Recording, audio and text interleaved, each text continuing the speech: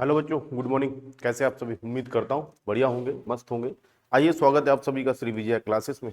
मैं आपको ज्योग्राफी पढ़ा रहा हूँ। ज्योग्राफी में मैंने आपको भारत का संपूर्ण परिचय पढ़ाया हुआ है। अभी आज जो थोड़ा सा उसकी सीमाओं के विषय में जानकारी बची है उसको कंप्लीट करेंगे। फिर उसके बाद भारत की खाड़ियाँ, चैनल व उसके बाद जो भी खाड़ियों के बाद चैनल और द्वीपों के अंतर्गत जो भी चीज़ें बची हैं उनको कंप्लीट करेंगे। आइए, मैंने कहा भारत का संपूर्ण परिचय, चैप्टर का नाम होगा भारत का संपूर्ण परिचय।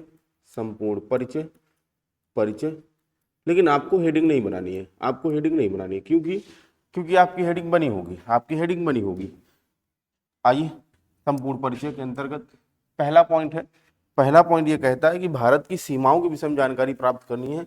भारत की लैंड की सीमा यानी जलीय सीमा व स्थलीय सीमा, उस सीमाओं की बात करता हूँ। तो आइए, पहले नंबर पे यहाँ पर लिखूंगा भारत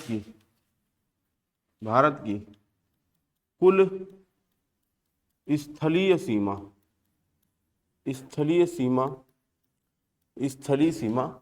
यानी भारत अगर ये है, ठीक बच्चे, भारत अगर ये है तो इसी के विषय में जानकारी प्राप्त करनी है। परंतु हमको स्थलीय सीमा के विषय में जानकारी प्राप्त करनी है। स्थलीय सीमा इसके और इसके, यानी ये वाला पॉइंट ले लिया जाए। ये वाली जो लाइन में येलो वाली रख रहा हूँ, ये वाली लाइन इतनी दूरी, इतनी दूरी, इतनी दूरी, ठीक है, इतनी दूरी, इतनी दूरी स्थलीय सीमा होगी। ये वाली येलो वाली क्या होगी? स्थलीय सीमा होगी, स्थलीय सीमा होगी, स्थलीय सीमा होगी। अब क्वेश्चन है कि उस स्थलीय सीमा की लंबाई कितनी है? तो स्थलीय सीमा की लंबाई, भारत की कुल स्थलीय सीमा की लंबाई है 15,200 किलोमीटर। यानी भारत की कुल स्थलीय सीमा की लंबाई कितनी है? 15,200 किलोमीटर। इसके बाद में बात करूं तो नेक्स्ट पॉइंट रहेगा कि भारत की मुख्य भूमि की जलीय सीमा, जलीय सीमा, जलीय सीमा। यानी ये पूछ रहा है मुख्य भूमि की जलीय सीमा कितनी है, कितनी है। यानी जो मैंने छोड़ा हुआ है वो क्या है? मुख्य भूमि की जलीय सीमा है, मुख्य भूमि की जलीय सीमा है, जलीय सीमा है। अब क्वेश्चन ये है कि जलीय सीमा की लंबाई कितनी है? तो जलीय सीमा की लंबाई बच्चे कितना है? यहाँ पर लिखेंगे हम, यहाँ पर लिखेंगे 6100 किलोमीटर, ठीक है, 6100 किलोमीटर। अब इसके बाद आप ये सोचिएगा कि भारत में अब द्वीप भी तो हैं द्वीप भी तो हैं। अगर द्वीप हैं तो द्वीप में भी आपको देखना है, द्वीप में भी आपको देखना है कि भारत के द्वीपों की जलीय सीमा, जलीय सीमा, जलीय सीमा, जलीय सीमा लिखे या तटीय सीमा लिखे या तटरेखा लिखे, बात बराबर। जलीय सीमा की लंबाई कितनी होगी? 1416 किलोमीटर, 1416 किलोमीटर। अब अगर आपसे पूछा जाए कि पूरे भारत की कुल सीमा की लंबाई कितनी होगी, पूरे भारत की कुल बाउंड्री की लंबाई कितनी होगी, तो आइए तीनों को काउंट कर लेंगे। आइए तीनों को काउंट कर लेंगे, और तीनों को काउंट करेंगे तो 15 और 6 21, 1 22, 22,716, 22,716 किलोमीटर निकल के आएगा। ये क्या है? टोटल सीमा की लंबाई है 22,716 किलोमीटर जो निकल के आया है। इसके बाद अभी हाल में तटरेखा में संशोधन किया गया है, तटरेखा में संशोधन किया गया है और तटरेखा की लंबाई चेंज की गई है। अगर आपके एग्जाम में इनमें से कोई भी ऑप्शन पूछता है तो जाहिर सी बात आप इसको लगाएंगे, और नहीं तो जो मैं बताने चल रहा हूं उसको लगाएंगे, ठीक है।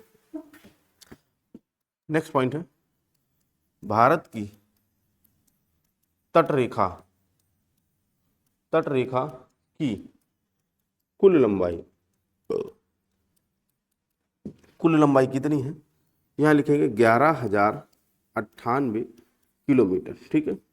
एग्जैक्ट पॉइंट में इधर उधर है, लेकिन मैं 11,098 किलोमीटर लिखवाया हूं। अगर आपके एग्जाम में ये पूछता है तो आप इसको बताएंगे, अगर ये इनमें से कोई पूछता है तो आप इसको बताएंगे। मेरे ख्याल से अब आपकी बातें आपका भारत का संपूर्ण परिचय जो है वो कंप्लीट होता है। एक दो बिंदु और रह गए, उनको भी कंप्लीट करा देता हूं। मैंने कहा भारत,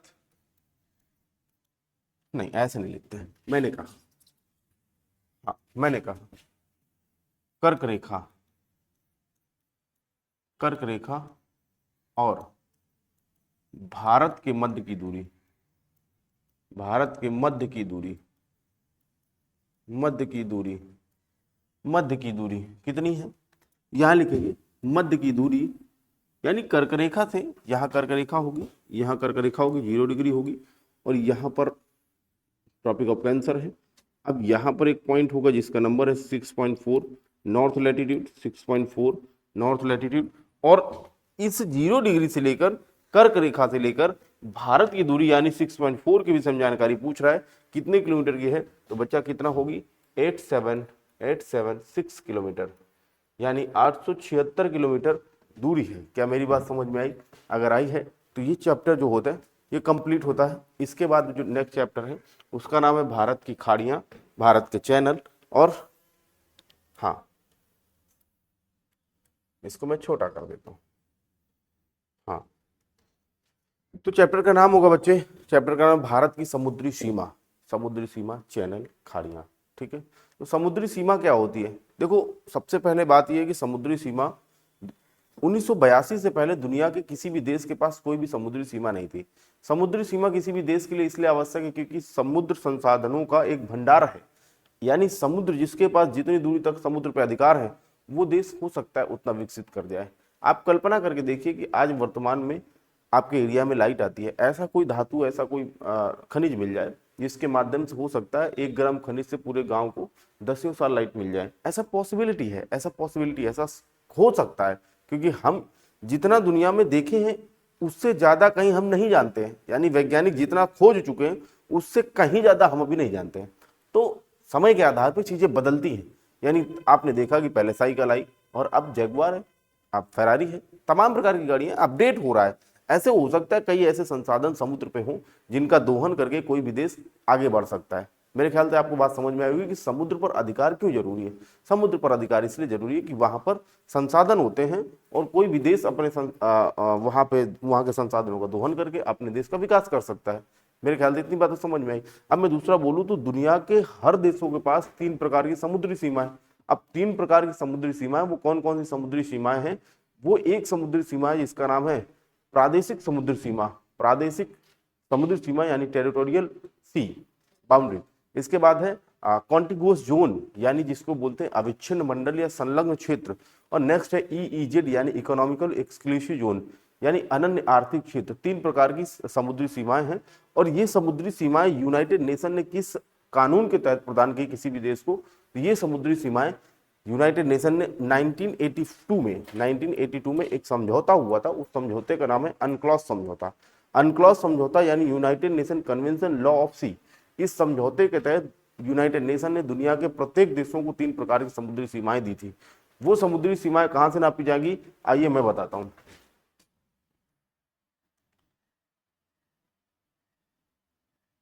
हाँ मैं कह रहा हूं, आइए बच्चे, मैंने कहा कि दुनिया में कोई भी देश जिसके पास लैंड बाउंड्री है और कोस्टल लाइन है उसके विषय में जानकारी यहां मिलेगी। ये भारत का संपूर्ण परिचय था, जो छूटा हुआ भाग था, इसको मैंने इस बॉक्स में बंद कर दिया।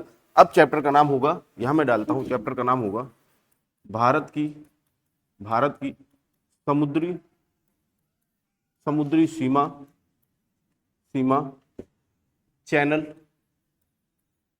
चैनल चैनल खाड़ियां, चैनल खाड़ियां, ये चैप्टर का नाम है, ये चैप्टर का नाम है, इस चैप्टर का नाम है। आइए समझते हैं। मैंने कहा पहले आपको हर बार मैंने प्रत्येक बार ये बताया कि जब भी मैं कोई नया टॉपिक पढ़ाऊंगा उसका मतलब है आपको एक मैप बनाना है, उस मैप को समझना है। मैंने कहा ये मैप है, ये भारत का मैप है, ठीक है, ये भारत का मैप है, ठीक है। हाँ ये भारत का मैप है।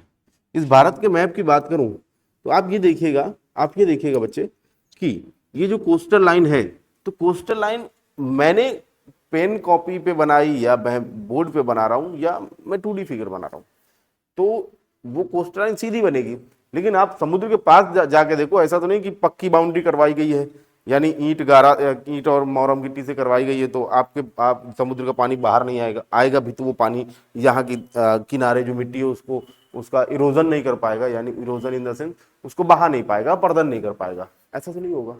ऐसा होगा कि ये जो कोस्टल लाइन दिख रही है टेढ़ी मेढ़ी होगी, यानी ये ऊपर नीचे होगी, कभी बाहर आया होगा पानी फिर अंदर गया होगा, कभी बाहर आया होगा फिर अंदर गया होगा, यानी सीधी कोस्टल लाइन नहीं होगी। मेरे ख्याल से इतनी बात तो आपको समझ में आई, सीधी कोस्टल लाइन नहीं होगी। तो मैं कह रहा हूं यहां पर एक काल्पनिक रेखा खींची गई है, हर देश के बारे में बता रहा हूं। भारत के पास एक सीधी रेखा, एक काल्पनिक रेखा खींची गई है, यहां से भी और इधर से भी, ठीक है। इस काल्पनिक रेखा का नाम है बेस लाइन। क्या नाम है बच्चे? बेस लाइन, बेस लाइन, ठीक है, बेस लाइन या आधार रेखा, इसी को हिंदी में बोलेंगे आधार रेखा, आधार रेखा, ठीक। अब आधार रेखा से प्रत्येक देश को, आधार रेखा से शुरू करेंगे, प्रत्येक देश को। अच्छा, पहले मैं एक ये बात बता देता हूं कि एक नॉटिकल मील, एक नॉटिकल मील, 1 नॉटिकल मील, नॉटिकल मील, 1 नॉटिकल मील या एक समुद्री पता नहीं क्या बोलते हैं हिंदी में, आई डोंट नो, मैं फिर भी नॉटिकल मील बोल रहा हूँ। नॉटिकल मील हिंदी में क्या बोलते हैं मैं कंफ्यूज हूँ। एक नॉटिकल मील बराबर कितना होता है? 1.8, एग्जैक्ट नहीं है, समथिंग है, 1.8 किलोमीटर, यानी 1800 मीटर, 1800 मीटर होता है। मेरे ख्याल से इतनी बात समझ में आई। यानी एक नॉटिकल मील कितना होता है? 1800 मीटर होता है या 1.8 किलोमीटर होता है। आइए मैं दूसरी बात बताता हूं। मैंने कहा कि प्रत्येक देश को इस बेस लाइन से समुद्र की तरफ 12 नॉटिकल मील, 12 नॉटिकल मील, 12 नॉटिकल मील, यानी प्रत्येक देश को 12 नॉटिकल मील, 12 नॉटिकल मील कहां से? बेस लाइन से, बेस लाइन से, बेस लाइन से 12 नॉटिकल मील तक समुद्र की तरफ जाने पर जो सीमा दी गई है उस सीमा का नाम है बच्चे प्रादेशिक समुद्री सीमा, प्रादेशिक, प्रादेशिक समुद्री सीमा, ठीक है। यानी फर्स्ट जो क्या बोलते हैं बाउंड्री है, जो सी लेवल वाली बाउंड्री है यानी समुद्री सीमा है, वो फर्स्ट नंबर पे कौन सी है? प्रादेशिक समुद्री सीमा, जो कितने नॉटिकल मील तक है? तो बेस लाइन से लेकर 12 नॉटिकल मील तक क्या है हमारी प्रादेशिक समुद्री सीमा। अब इसके बाद इसी बेस लाइन से, इसी बेस लाइन से, इसी बेस लाइन से 24 नॉटिकल मील तक, 24 नॉटिकल मील तक जो सीमा है उस सीमा का नाम है, मैं यहां लिखता हूं 24 नॉटिकल मील तक। कहां से? बेस लाइन से, बेस लाइन से जो सीमा है उसका नाम है संलग्न क्षेत्र, संलग्न, संलग्न क्षेत्र, या इसी का दूसरा नाम है अविच्छिन्न मंडल, अविच्छिन्न, अविच्छिन्न मंडल, ठीक है, अविच्छिन्न मंडल। अब इसके बाद तीसरी, तीसरी यही बेस लाइन से, यही बेस लाइन से कितना नॉटिकल मील तक? तो 200 नॉटिकल मील तक, 200 नॉटिकल मील तक कौन सी सीमा है? उस सीमा का नाम बच्चे यहां पर 200 नॉटिकल मील तक, 200 नॉटिकल मील तक कहां से? बेस लाइन से, बेस लाइन से कौन सी सीमा है? इसका नाम है अनन्य, अनन्य आर्थिक, आर्थिक क्षेत्र, क्षेत्र। मेरे ख्याल से इतना बात समझ में आया होगा, अनन्य आर्थिक क्षेत्र। इसके बाद में बात करूं, इसके बाद में बात करूं तो समुद्रों को देशों पर, समुद्र पर देशों को अधिकार देने के लिए एक समझौता हुआ था। वो समझौता हुआ था 19,